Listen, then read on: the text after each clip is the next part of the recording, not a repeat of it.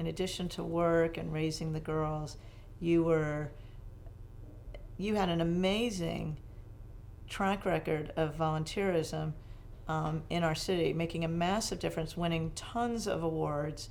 You've won every major award in the city. Well, I know there was Hopkins House. Hopkins House. I enjoyed working at Hopkins House. Love that local nonprofit. And this, I'm looking at the write-up regarding you for Alexandria Living Legend. This is your official document. This is, I think, written by Sherry Brown, actually. And you and I both know Sherry. You're a charter member, treasurer, and then vice president of the Alexandria Mount Vernon chapter of Jack and Jill of America.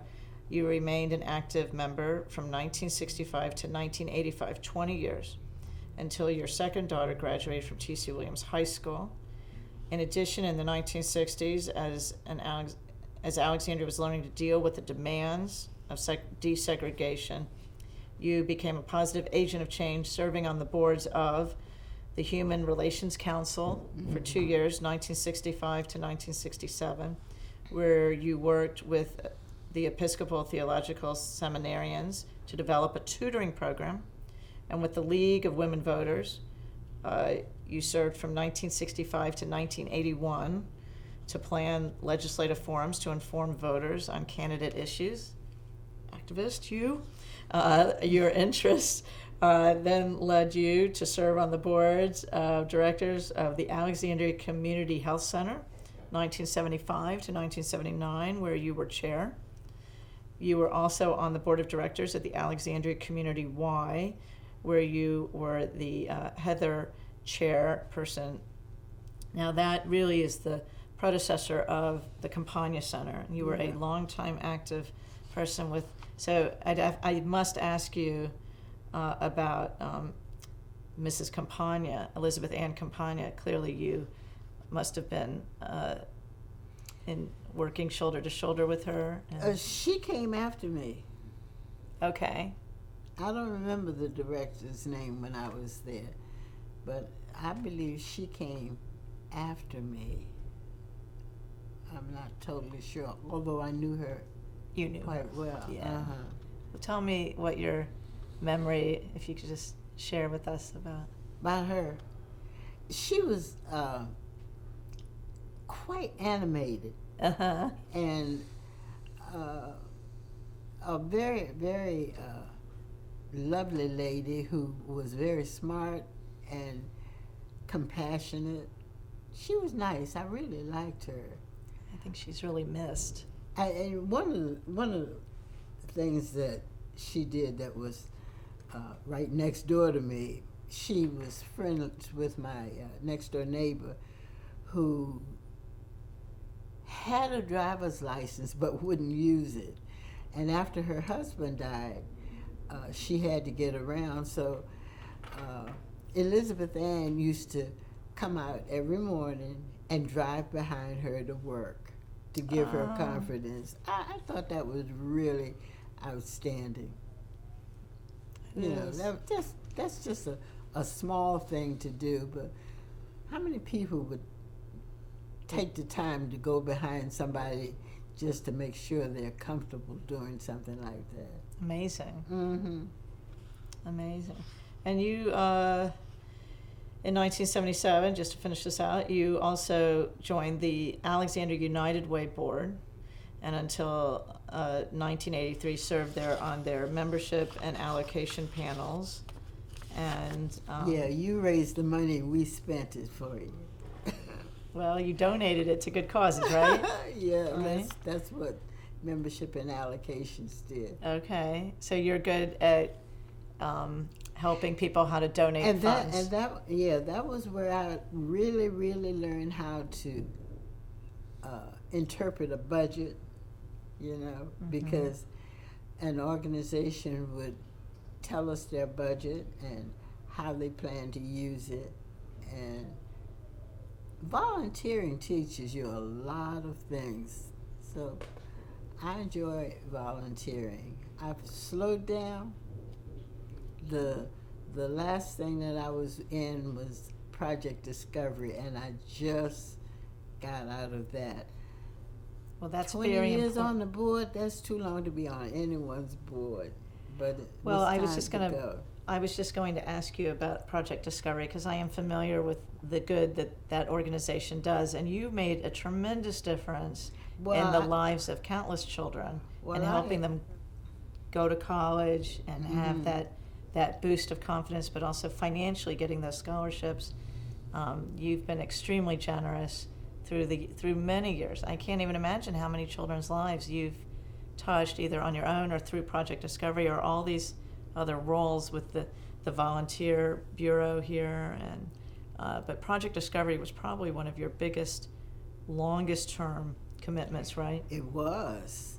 I was on Alexandria Volunteer Bureau Board for quite a while, but even Project Discovery went longer than that. Right. And the thing about Project Discovery is that so many children don't think about going to college and the value of it, and Project Discovery helps them do that. Think about it, plan for it, and it also helps them to get into schools. It's a great program. It is. It's one of our best local programs, I would say. Right? It's a great program. So you've left the board, and I know Ron Frazier retired a couple years ago. So that's a big sea change there, I would say. There's new energy. Somebody, there's new always energy, somebody to follow you. Right. There's new energy, and you're also involved in getting affordable housing built for seniors, right at Beasley Square, right near Shiloh Baptist as well. That was in combination with Harambe, right? The name of it is Harambe Economic Development Corporation, right? And I'm the treasurer. Okay, that's tremendous. So we don't have enough affordable housing for seniors in our city. And this only has 8 seniors in it. That's all right. It's but 8 it's more. Right there on the corner of Duke and West Street, right across from the church. Right. So that's all very meaningful. So I'm still on that board. Well, thank goodness. And through the years, you've won, as I was mentioning, a number of awards. I'm just going to list these for a second. United Way National Capital Areas Award. You won the Outstanding Community Service Award. You won the Community Service Award from Hopkins House, the Community Service Award from Alexandria NAACP, the Women to Women Making a Difference Award from the Alexandria Commission for Women, and the Generation to Generation Award from Senior Services of Alexandria. Plus, of course, the pinnacle being of all these awards, the Alexandria Living Legend Award. But all of these awards are really important, not only to these individual organizations, but to the community. What you've been doing is really helping. You're like the glue of a community, helping. We can't function as a city without our nonprofit sector, you don't without realize volunteers. it at the time. You don't realize you're doing. Yeah. I mean, you're just going out volunteering and not paying that much attention to how much you're doing. You're just doing. Right. But without volunteers like you, who are dedicating their time, without bringing your ideas and your talent and energy, and without these nonprofits, our community wouldn't be the same, right? Right, and most nonprofits couldn't operate without their volunteers. That's right. So. And I always say, we can't function as a city without our nonprofit sector here. It's very strong here, but they can't function without the volunteers, like you're saying, right? So people ought to volunteer. It's meaningful. It's just the right thing to do. Right. And it also is fulfilling for you as the volunteer, right? Yes. So 1 minute there's segregation, and then there's the civil rights movement, and I'm skipping over a number of things, and then there's the Secret Seven, trying to keep the peace and trying to be a strong advocate, and they were a very strong advocate, these gentlemen, and then and all this volunteerism, and I mean you've seen a lot of transition and a lot of change not only in our country, but specifically in our city. I mean, we have the Freedman Cemetery. It's very moving to go to, and the Black History Museum, and this reading room, the Watson Reading Room, and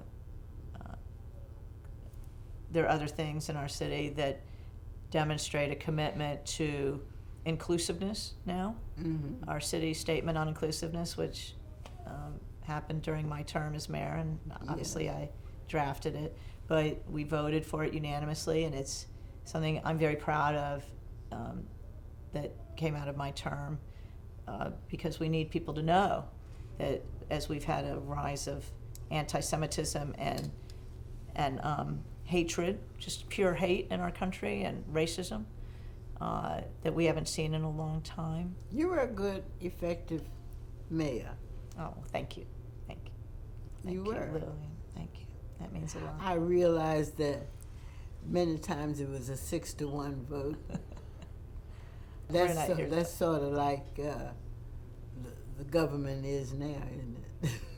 Well, that's a whole conversation, right? That's a different one. But well, I was honored to serve, and I'm certainly proud of all that we accomplished, and many of our votes were 7-0, and when they weren't, I'm still proud of the fact that I stood up for what I consider the people, and et cetera. But I mean, there was a discussion where we were going to put in an affordable housing building, and there was going to be a market rate building right next to it with a swimming pool in between, but the children of the affordable housing building were not going to be allowed to swim in that pool. Only the children of the market rate housing were going to be allowed to swim in that pool.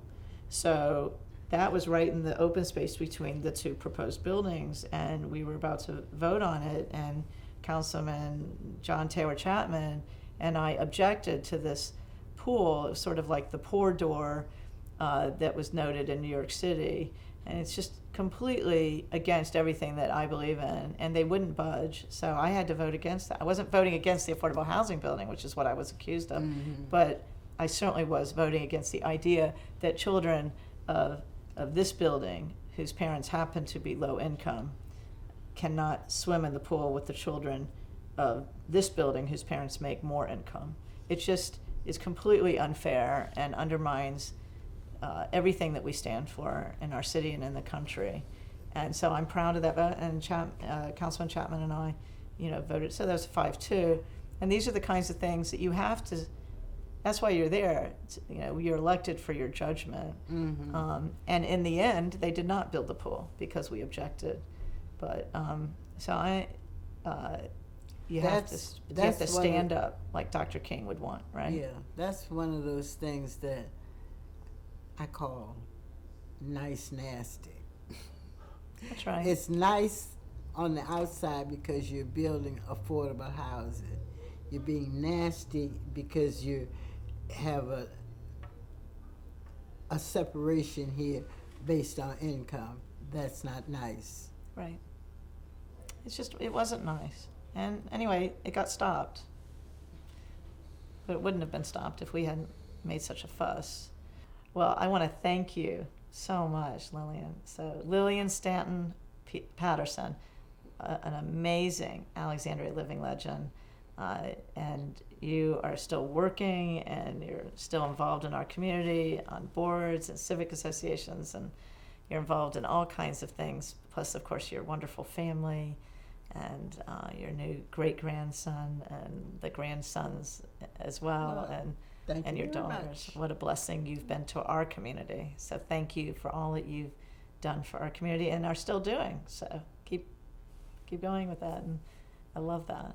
Thank you. Absolutely. And thank you to the Zebra Press, and thanks for joining us.